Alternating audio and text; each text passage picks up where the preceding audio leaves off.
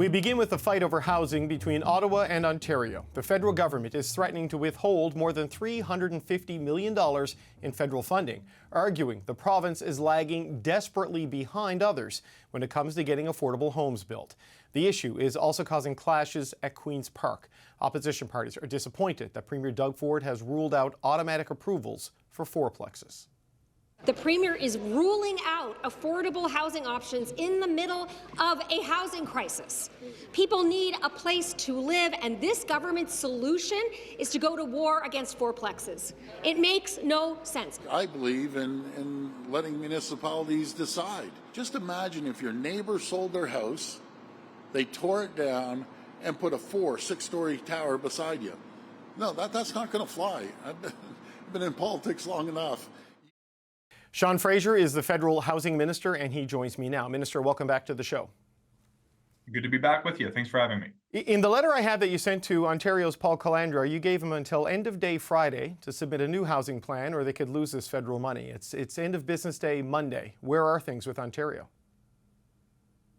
So first, let me just start out by saying, if we're going to solve the housing crisis, not just play around the margins, but solve it, we need all of us working together. I had an exchange of letters with Minister Calandra, urging them to meet the obligations that they've agreed to as part of the bilateral agreement we signed with the province of Ontario. They did respond with a revised action plan. Initially, they had only been able to point to about 6% of the total number of units, affordable units, they'd agreed to have constructed under the fund.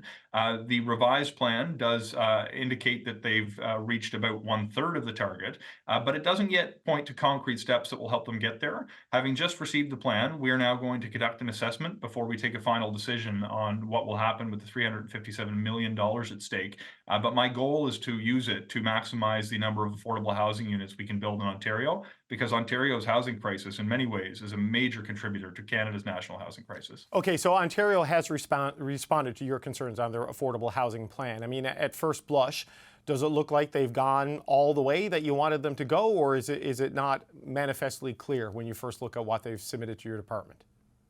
So what it's still missing today is a clear path to actually help build the nearly 20,000 affordable housing units that they have agreed to build under the initial agreement. Keep in mind, this is after a 1-year extension.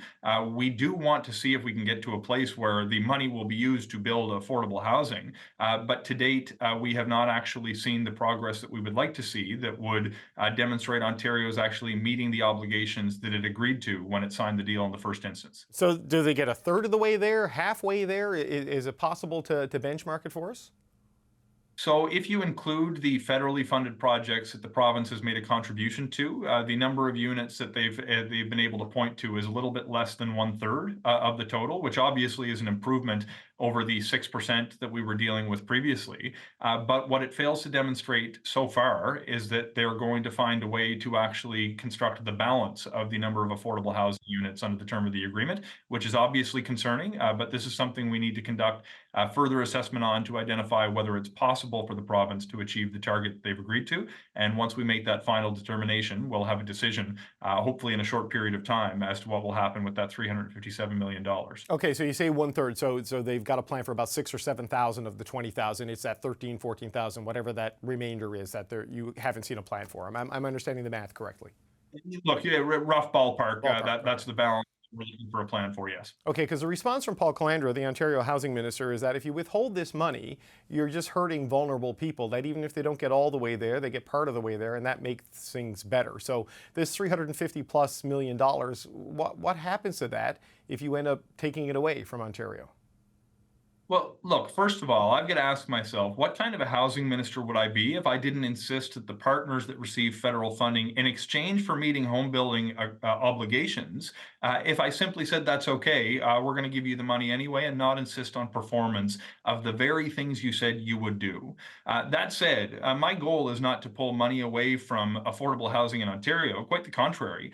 We want to do whatever we can to put the money towards affordable housing in Ontario. And I just want want to determine whether the province of Ontario is going to be a good partner by actually meeting the obligations that they said that they would meet when we signed the agreement. It's not responsible for a government to make an agreement and simply allow partners not to deliver, when in fact it's the same group of people, Canadians, that are depending on our partnership, our collaboration, and the different levels of government working together to solve the housing crisis. So we will find a way to support additional affordable housing construction in Ontario. The question for me is whether Ontario is going to be the partner that delivers on a portion of that target that we're working towards as a result of the money that we're transferring to them. What's your sense of where Ontario is as a partner on housing, not just on the affordable housing issue, which this is about, but on housing writ large? When you've heard the Premier say multiple times now that fourplexes are off the table as baseline available everywhere in Ontario because he doesn't think municipalities can get behind it necessarily or that citizens can get behind it necessarily. How does Ontario meet its housing needs given a stance like that from the Premier? So let's use that example. And you've got to ask yourself, when you buy a piece of land, what are you actually entitled to? Because most people think they can do what they want on their own land. But there are governments over the course of decades who've adopted policies that literally make it illegal to build a home that provides a roof over the head for more than one family in the same building in most neighborhoods in Canada. My view is that in a housing crisis, it's not reasonable for any level of government to say to a private landowner that they're not allowed to build homes for more neighbors when we need more homes to accommodate the people who live in communities now. We need to change our mindset and legalize housing. We need to make it legal for somebody to build a fourplex. I've visited communities that have very nice homes that provide a roof over the head of multiple families. I was in Kelowna during our Housing Accelerator Fund, where one of the residents let me walk through his home. It was beautiful. It was on a park. It met the character of the existing neighborhood. It was a few blocks from school where he walked his kids every day.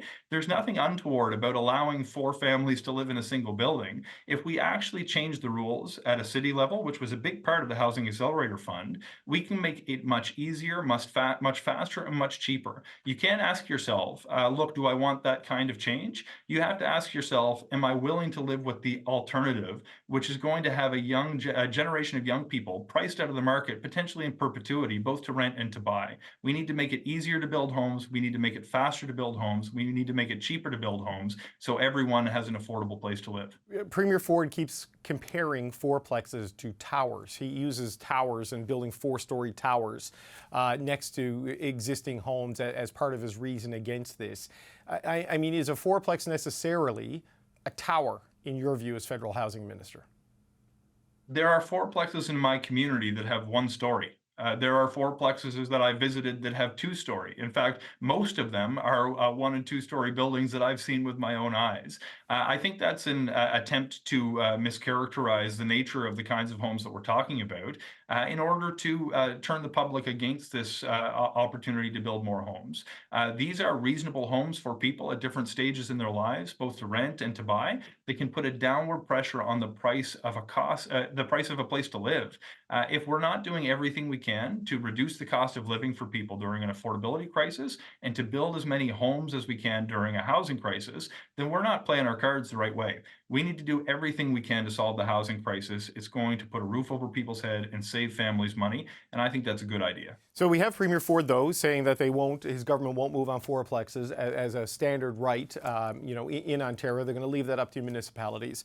There's the issue with Minister Calandra you're having over affordable housing, and we've also seen cities such as Windsor, Ontario, which have rejected the conditions in the Housing Accelerator Plan and just lost out on the money because they don't want to build houses in a way that complies with what you're looking for as a federal government. So what concerns do you have on your ability to achieve your housing goals and your housing objectives in Canada's largest province, which if it's not facing the biggest housing challenge, it's in the top 2 in provinces? How worried are you right now with these sorts of obstacles and pushback coming?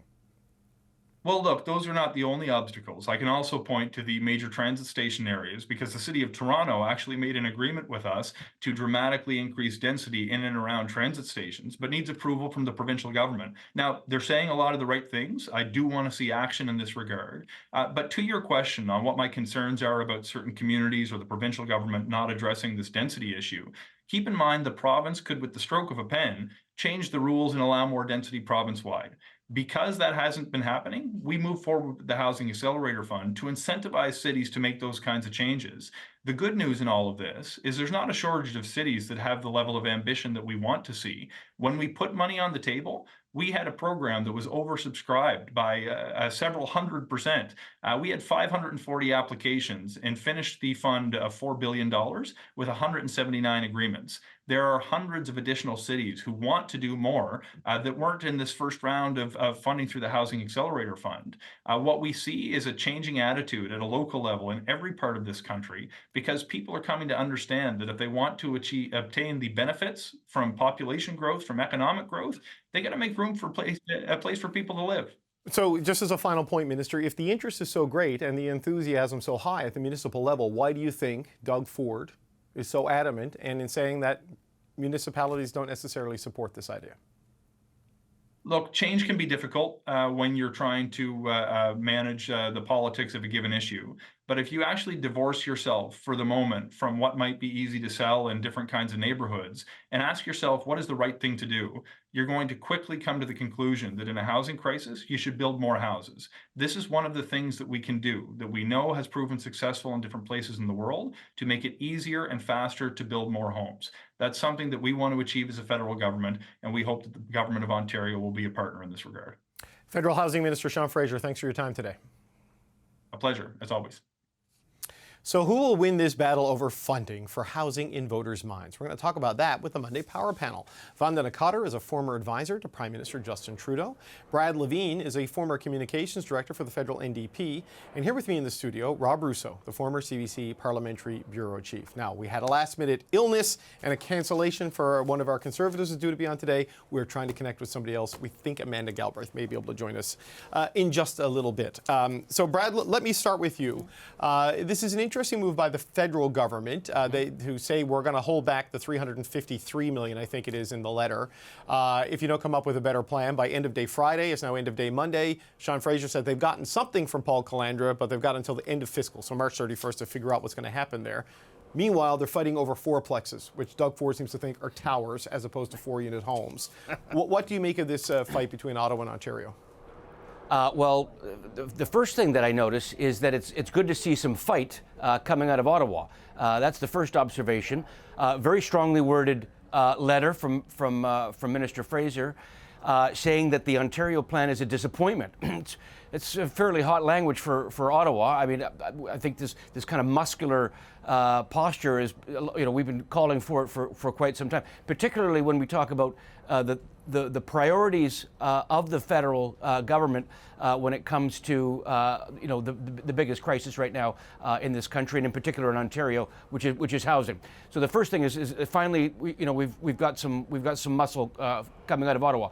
What is interesting though is that the idea that this money that's targeted, that goes back to a plan that was hatched, a decade plan hatched back in 2018, is for building housing that is affordable, and it's not just single detached housing that this province needs. We need multi-unit housing, and that's one of the features of the money coming from Ottawa. Now, when Ford says, well, we don't want fourplexes going up after people sell their homes, fourplexes doesn't mean that they're 4 stories. You can have a 2-story house with one family in it, or you can have a 2-story house with 4 families in it. And the only way that we're going to bring the supply up quickly and hopefully bring affordability to the housing market is by building multiple unit homes. That's the only way that's going to do that. I think Ford's, blowing it here because I think they're very popular. And if you're going to let all the mayors of all the municipalities say, no, we don't want multi-unit dwellings in our municipalities, how far he's fallen from this million homes game plan that he was going to build on the Greenbelt to now saying no multi-unit housing whatsoever. I think it's the wrong plan. I think it's tone deaf, and I don't think it's where the people of Ontario are right now. So Vandana, on this, I mean, there's 2 issues here that do overlap, but they are separate, right? There is the affordable housing plan where Ontario, according to the feds, are not living up to their targets, though Paul Calandra says we're spending a lot of money on fixing and repairing homes, which is also an important part of this. Then there's fourplexes by right in Ontario, and then, of course, multi-unit affordable housing. But Ford's Get It Done slogan, right? but this is not getting it done when it comes to housing in Ontario coming to the federal government. So, like, how does he sell this in a province that is either one or two in the housing crisis challenge? I think what he's doing is leaning into NIMBYism and really just that fear of what a fourplex could be, which really are starter homes. And I think Brad's 100% right. In this day and age, where people should be able to live where they want to live, in some cases that's going to be by a big city, there's no place to build, you have to be creative. You have to think of multiple units. You have to think of, a fourplex. You have to think about building up instead of across. And that's okay for a young family to step into the market, maybe acquire some wealth, and then build something else afterwards or get to something else afterwards. But this is the realistic way that we're going to build housing here across Canada among cities. And it speaks to the success of our cities. Some people want to live by here. And it means having areas and density, but also having a plan around transit, good schools, and they're going to have to get behind this. And I think what they're trying to do, standing behind the NIMBY argument, isn't going to help him in the long run. So, Rob, we all know Doug Ford has a populist streak in him, and I don't say that pejoratively. That is sort of at the core of who he is. And he almost has like a mayor's sensibility in the Premier's office, very much focused on these sorts of issues. But leaving it to the municipalities and the federal government pulling out of affordable housing decades ago are kind of two of the big things that have led to the housing crisis, right? So, like, to have this deal lapse and to leave it to councillors who feel the pressure pretty acutely, that doesn't sound like a recipe to breaking the housing deadlock. No, and from if I'm not mistaken, I believe Paul Callander was upset with Mississauga about a year or so ago because it wasn't allowing for multi-unit homes and held back. Why would they have picked on Mississauga? What do you think the issue was there? And they held back $30 million. Listen, there was a report by Mike Moffat, a Blue Ribbon panel that included our colleague Lisa Raitt on this panel and Mark Carney and some other people. And it said that Ontario would require the building of 1.5 million homes over the next 10 years. I think it hasn't built 700,000 in the last 10 years. So it's going to be highly doubtful they're going to reach that target. So when you're in politics, I haven't been in, but my observation of politics is if you can't win the game, you got to lay the blame. And the blame is being laid by both sides of this argument are trying to lay the blame. Now, you and I were just in a city, Montreal, over the weekend. A lot of fourplexes. Well, some of the most desirable places in Montreal, some of the Tony neighborhoods, the Plateau, Outremont, sections of Westmount include some lovely fourplexes that have grown in value, that began as starter homes after the First World War and then after the Second World War as well, and now have grown to become very, very desirable places to live inside the city. Okay, the bat signal was answered. Jamie Ellerton is joining us now. Jamie, of course, has worked for Conservative ministers and on campaigns in the past, and he joins us with the best backdrop you can buy in television, I have to say. Jamie, your thoughts on this? There's probably a lot of fourplexes in that shop behind you. What do you make of the Ontario government's sort of refusal to make this the law of the land here in the province with one of the biggest housing challenges in the country?